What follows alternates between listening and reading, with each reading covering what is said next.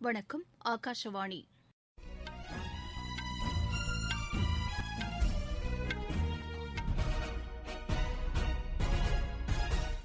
செய்திகள் வாசிப்பவர் வடிவழகி கபிலன். தலைப்புச் செய்திகள்: நாட்டின் உள்கட்டமைப்பு திட்டங்களுக்கு அதிக அளவில் முதலீடுகளை ஈர்க்க நடவடிக்கைகள் எடுக்கப்பட்டுள்ளதாக பிரதமர் திரு நரேந்திர மோடி கூறியுள்ளார்.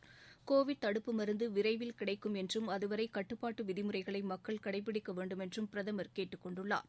புதிய வேளாண் சட்டங்களை அரசியல் லாபம் கருதியே காங்கிரஸ் உள்ளிட்ட கட்சிகள் எதிர்ப்பதாக மத்திய அமைச்சர் திரு ரவிசங்கர் பிரசாத் கூறியுள்ளார்.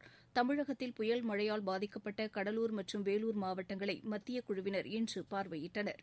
தமிழ்நாட்டின் வளர்ச்சிக்காக மத்திய அரசு 70,000 கோடி ரூபாய் வழங்கியிருப்பதாக மத்திய பிரதேச முதலமைச்சர் திரு சிவராஜ் சிங் சௌஹான் கூறியுள்ளார். இந்தியா ஆஸ்திரேலியா அணிகளுக்கு இடையேயான 3வது மற்றும் இறுதி டுவெண்டி கிரிக்கெட் போட்டி நாளை சிட்னியில் நடைபெறுகிறது. இனி விரிவான செய்திகள். நாட்டின் உள்கட்டமைப்பை மேம்படுத்த பல நாடுகளிலிருந்து முதலீடுகளை ஈர்ப்பதற்கான நடவடிக்கைகளை மத்திய அரசு தொடர்ந்து எடுத்து வருவதாக பிரதமர் திரு நரேந்திர மோடி தெரிவித்துள்ளார். உத்தரப்பிரதேச மாநிலம் ஆக்ராவில் மெட்ரோ ரயில் திட்ட கட்டுமானப் பணிகளை காணொலி மூலம் இன்று தொடங்கி வைத்து பேசிய பிரதமர், தேசிய அளவிலான குடிநீர் குழாய் அமைக்கும் திட்டத்திற்கு 100 லட்சம் கோடி ரூபாய் செலவிடப்படும் என்று தெரிவித்தார். நாட்டின் பல்வேறு பகுதிகளை இணைக்கும் வகையில் இந்த பணி நடைபெறும் என்றும் அவர் குறிப்பிட்டார். ஆக்ராவில் 8,000 கோடி ரூபாய் செலவில் அமையவுள்ள மெட்ரோ ரயில் திட்டம் இந்நகருக்கு சீர்மிகு நகர வசதிகளை மேம்படுத்தி தரும் என்று தெரிவித்தார். நாட்டின் அனைத்து பகுதிகளிலும் உள்ள உள்கட்டமைப்பு பிரச்சினைகளுக்கு தீர்வு காணும் வகையில் புதிய திட்டங்கள் கொண்டுவரப்படும் என்று தெரிவித்த பிரதமர், இதற்கான நிதியை உறுதி செய்த பின்னரே அறிவிப்புகள் வெளியிடப்படும் என்று தெரிவித்தார்.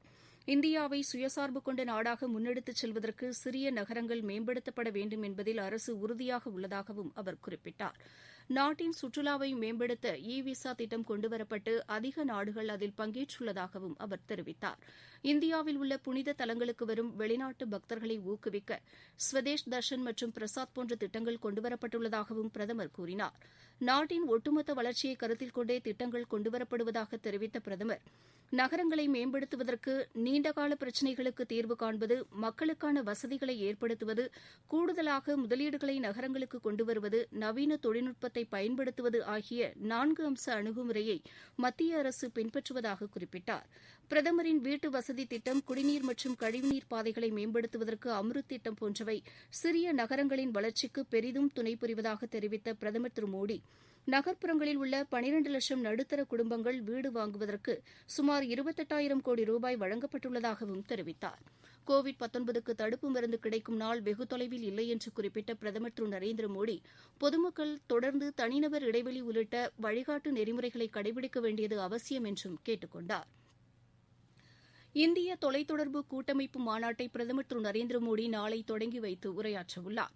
தொலைத்தொடர்புத் துறையும் செல்போன் நிறுவனங்கள் சங்கமும் இணைந்து இம்மாநாட்டிற்கு ஏற்பாடு செய்துள்ளன. நாளை முதல் வரும் 10ஆம் தேதி வரை நடைபெறும் இந்த மாநாட்டின் கருப்பொருள், சிறந்த பாதுகாப்பான நிலையான தொழில்நுட்பத்தை கொண்டுவர வேண்டும் என்பதாகும். தொலைத்தொடர்புத் துறையில் சுயசார்பை எட்டுவது, மின்னணு கட்டமைப்பை வலுப்படுத்துவது, நிலையான வளர்ச்சி, தொழில் முனைவோரை ஊக்குவிப்பது, புதிய கண்டுபிடிப்புகளை கொண்டு வருவது ஆகியவற்றை நோக்கமாக கொண்டு பல்வேறு விஷயங்கள் இம்மாநாட்டில் விவாதிக்கப்பட உள்ளன. காங்கிரஸ் உள்ளிட்ட எதிர்க்கட்சிகள் மத்திய அரசை எதிர்க்க வேண்டும் என்ற ஒரே காரணத்திற்காக நாட்டின் பல்வேறு பகுதிகளில் நடைபெறும் அனைத்து போராட்டங்களிலும் தங்களை ஈடுபடுத்திக் கொண்டுள்ளதாக மூத்த பிஜேபி தலைவரும் மத்திய அமைச்சருமான திரு ரவிசங்கர் பிரசாத் தெரிவித்துள்ளார். அரசியல் லாபம் காண்பதற்காகவே மத்திய அரசு கொண்டு வந்துள்ள வேளாண் சட்டங்களை காங்கிரஸ், தேசியவாத காங்கிரஸ், சமாஜ்வாதி உள்ளிட்ட கட்சிகள் எதிர்ப்பதாகவும் அவர் கூறியுள்ளார். தமிழகத்தின் வளர்ச்சிக்காக மத்திய அரசு 70,000 கோடி ரூபாய் மதிப்பிலான பல்வேறு திட்டங்களை வழங்கியிருப்பதாக மத்திய பிரதேச முதலமைச்சர் திரு சிவராஜ் சிங் சௌஹான் தெரிவித்துள்ளார். தூத்துக்குடியில் நிகழ்ச்சி ஒன்றில் பேசிய அவர், மாநிலத்தில் 12 நகரங்கள் ஸ்மார்ட் சிட்டியாகவும், 11 புதிய மருத்துவக் கல்லூரிகள், எய்ம்ஸ் மருத்துவமனை உள்ளிட்ட திட்டங்களுக்கு 35,800 கோடி ரூபாய் வழங்கப்பட்டுள்ளதாக கூறினார். முத்ரா நிதி உதவி திட்டத்தின் கீழ் தமிழகத்தில் 15,500 கோடி ரூபாய் வழங்கப்பட்டுள்ளதாக அவர் தெரிவித்தார். மத்தியில் ஆளும் பிஜேபி அரசு வளர்ச்சி மற்றும் முன்னேற்றம் என்பதை இலக்காக கொண்டு செயல்படுவதாகவும், பீகார் உள்ளிட்ட மாநிலங்களில் வெற்றி பெற்றதைப் போன்று தமிழகம், மேற்குவங்கம் ஆகிய மாநிலங்களிலும் பிஜேபி வெற்றி பெறும் என்று திரு சிவராஜ் சிங் சௌஹான் கூறினார்.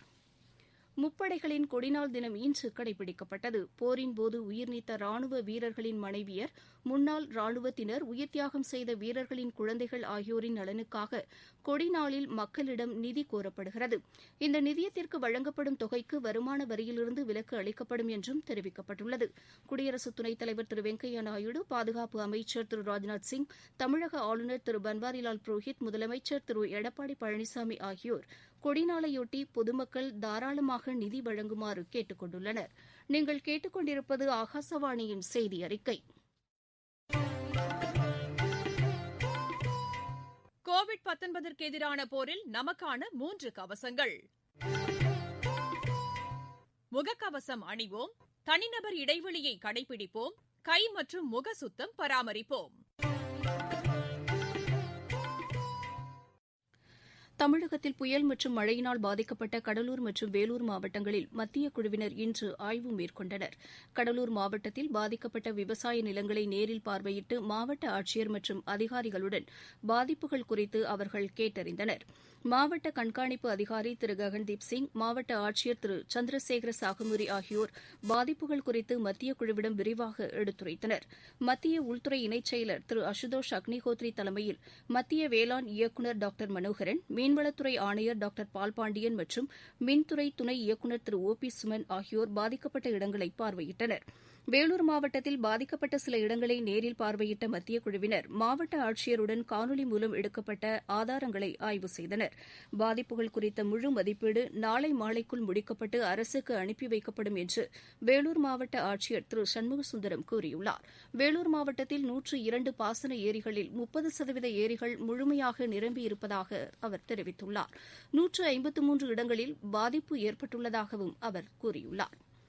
தமிழகத்தில் கோவிட்-19 தொற்று பரவல் மற்றும் ஊரடங்கு காரணமாக கடந்த 9 மாதங்களாக மூடப்பட்டிருந்த கல்லூரிகள் இன்று திறக்கப்பட்டன. நோய் தொற்றுக்கான பரிசோதனைகளுக்கு பின் கல்லூரி இறுதியாண்டு மாணவர்கள் மட்டும் இன்று வகுப்புகளுக்கு அனுமதிக்கப்பட்டனர். தமிழகத்தில் சாதிவாரியான முழுமையான புள்ளி விவரங்களை திரட்டி அரசுக்கு அறிக்கை அளிக்க ஓய்வு பெற்ற உயர்நீதிமன்ற நீதிபதி திரு குலசேகரன் தலைமையில் ஆணையம் அமைக்கப்படும் என்று முதலமைச்சர் திரு எடப்பாடி பழனிசாமி தெரிவித்துள்ளார். அவர் இன்று வெளியிட்டுள்ள அறிக்கையில் இந்த ஆணையம் உடனடியாக செயல்பாட்டுக்கு வருவதோடு விரைவில் அதன் பணியையும் தொடங்கும் என்று கூறியுள்ளார். கடலூர் மாவட்டத்தில் புயல் மற்றும் மழையால் பாதிக்கப்பட்ட பகுதிகளை முதலமைச்சர் திரு எடப்பாடி பழனிசாமி நாளை நேரில் ஆய்வு மேற்கொள்கிறார். மழையால் அதிகம் பாதிக்கப்பட்ட சிதம்பரம், காட்டுமன்னார் கோவில் உள்ளிட்ட பகுதிகளை அவர் நேரில் பார்வையிடுகிறார். இதனையடுத்து நாளை மறுநாள் திருவாரூர் மற்றும் நாகை மாவட்டங்களிலும் பாதிக்கப்பட்ட பகுதிகளை முதலமைச்சர் ஆய்வு செய்யவுள்ளார். தமிழகத்தில் ஆன்லைன் ரம்மி விளையாட்டுக்கு தடை விதித்து மாநில அரசு பிறப்பித்த அவசர சட்டத்திற்கு இடைக்கால தடை விதிக்க சென்னை உயர்நீதிமன்றம் மறுத்துவிட்டது. அரசின் இந்த உத்தரவை எதிர்த்து ஆன்லைன் விளையாட்டு நிறுவனம் தாக்கல் செய்த மனுவை விசாரித்த நீதிபதி திரு சுப்பையா, திரு சரவணன் ஆகியோர் அடங்கிய அமர்வு மனுதாரரின் கோரிக்கையை ஏற்க மறுத்தது. வங்கக்கடலில் மன்னார் வளைகுடா அருகே நிலை கொண்டிருந்த காற்றழுத்த தாழ்வுப் பகுதி தொடர்ந்து அதே இடத்தில் வளிமண்டல சுழற்சியாக நிலை கொண்டுள்ளதாக சென்னை வானிலை ஆய்வு மைய தென்மண்டல துணைத் தலைமை இயக்குநர் திரு பாலச்சந்திரன் தெரிவித்துள்ளார். இதன் காரணமாக அடுத்த 24 மணி நேரத்தில் செங்கல்பட்டு, விழுப்புரம், கடலூர், பெரம்பலூர் உள்ளிட்ட 12 மாவட்டங்களில் ஓரிரு இடங்களில் இடி மின்னலுடன் கூடிய கனமழை பெய்யக்கூடும் என்று அவர் கூறியுள்ளார். தமிழகம் மற்றும் புதுச்சேரியில் ஒரு சில இடங்களில் நாளை லேசானது முதல் மிதமான மழை பெய்யக்கூடும் என்றும் அவர் தெரிவித்துள்ளார். கடந்த 24 மணி நேரத்தில் அதிகபட்சமாக தூத்துக்குடி மாவட்டம் மணியாச்சியில் 16 சென்டிமீட்டர் மழை பதிவாகியுள்ளது. தூத்துக்குடி மாவட்டத்தில் பெய்த கனமழையால் மக்களின் இயல்பு வாழ்க்கை பாதிக்கப்பட்டுள்ளது. தாழ்வான பகுதிகளில் வசிக்கும் மக்களின் வீடுகளில் தண்ணீர் தேங்கியுள்ளதாக எமது செய்தியாளர் தெரிவிக்கிறார். இந்தியா ஆஸ்திரேலியா அணிகளுக்கு இடையேயான 3வது மற்றும் இறுதி டுவெண்டி கிரிக்கெட் போட்டி நாளை நடைபெறுகிறது. சிட்னியில் நடைபெறும் இப்போட்டி இந்திய நேரப்படி பிற்பகல் மணி 1:40க்கு தொடங்குகிறது. 3 போட்டிகள் கொண்ட இத்தொடரை 2-0 என்ற ஆட்டக்கணக்கில் ஏற்கனவே இந்தியா வென்றுள்ளது. ISL கால்பந்து போட்டியில் ஜாம்ஷெட்பூர் அணி இன்று மோகன் பேகான் அணியை எதிர்கொள்கிறது. இப்போட்டி கோவாவில் இரவு 7:30 மணிக்கு தொடங்குகிறது. மீண்டும் தலைப்புச் செய்திகள். நாட்டின் உள்கட்டமைப்பு திட்டங்களுக்கு அதிக அளவில் முதலீடுகளை ஈர்க்க நடவடிக்கைகள் எடுக்கப்பட்டுள்ளதாக பிரதமர் திரு நரேந்திர மோடி கூறியுள்ளார். கோவிட் தடுப்பு மருந்து விரைவில் கிடைக்கும் என்றும் அதுவரை கட்டுப்பாட்டு விதிமுறைகளை மக்கள் கடைபிடிக்க வேண்டும் என்றும் பிரதமர் கேட்டுக் கொண்டுள்ளார். புதிய வேளாண் சட்டங்களை அரசியல் லாபம் கருதியே காங்கிரஸ் உள்ளிட்ட கட்சிகள் எதிர்ப்பதாக மத்திய அமைச்சர் திரு ரவிசங்கர் பிரசாத் கூறியுள்ளார். தமிழகத்தில் புயல் மழையால் பாதிக்கப்பட்ட கடலூர் மற்றும் வேலூர் மாவட்டங்களை மத்திய குழுவினர் இன்று பார்வையிட்டனர். தமிழகத்தின் வளர்ச்சிக்காக மத்திய அரசு 70,000 கோடி ரூபாய் வழங்கியிருப்பதாக மத்திய பிரதேச முதலமைச்சர் திரு சிவராஜ் சிங் சௌஹான் கூறியுள்ளார். இந்தியா ஆஸ்திரேலியா அணிகளுக்கு இடையேயான 3வது மற்றும் இறுதி டுவெண்டி கிரிக்கெட் போட்டி நாளை சிட்னியில் நடைபெறுகிறது. இத்துடன் இந்த செய்தி அறிக்கை நிறைவு பெற்றது. எமது செய்திகளை உடனுக்குடன் AIR_News_சென்னை என்ற டுவிட்டர் பக்கத்திலும், செய்தி தொகுப்புகளை all India radio news Chennai என்ற யூடியூப் சேனலிலும் அறிந்து கொள்ளலாம்.